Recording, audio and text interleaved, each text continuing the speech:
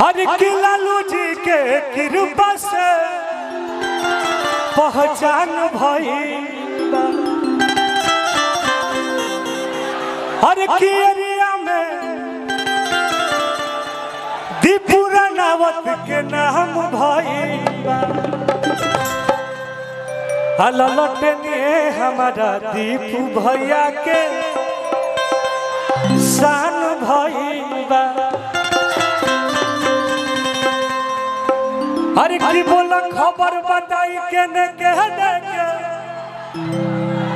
अरे की बोला खबर शिल्पी जी एगो हमरा लेखा नया नया लड़का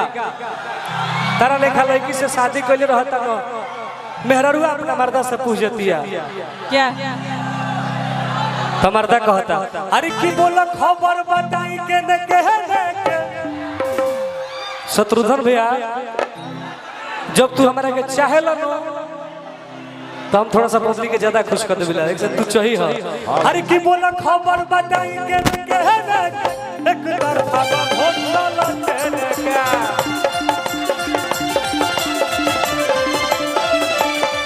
बोला खबर बताई के ने कह दे एक तरफा वोट ललटे के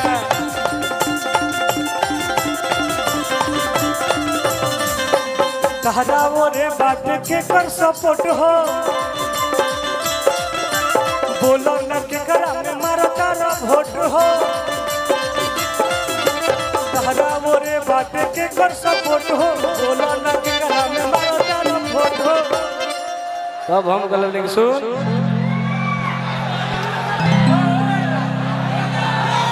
तब हम कहनी के सुन है ना हमनी के तो वोट एक तरफा हमनी के वोट एक तरफा किने जाला हो ललटेन छाप अरुण चाचा पे अरे तो बोला खबर बताई के न के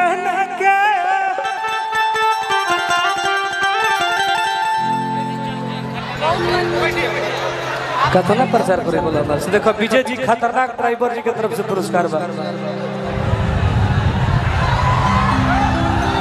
अरे की बोला खबर बताई के न के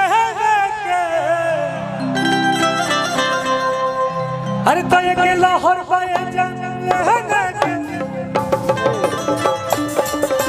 ए धर्मेंद्र भैया हेलो हेलो शत्रुघ्न भैया से कुछ कान में कहो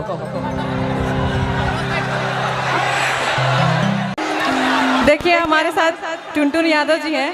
लास्ट टाइम भी हम लोग इवेंट किए थे, याद है कि नहीं आप लोग को? याद है अब तारा के कोई भुलाई हो ना भाई। अरे किए मरद के जे भाजइबू रात चर्चा में आ जाइबू। लेकिन एक बात है टुनटुन जी, जी बोलिए। कहीं पे भी इवेंट करने जाओ लेकिन जो मजा आरा में आता है, इस अगियाव में आता है, वो और कहीं नहीं आता है। सच में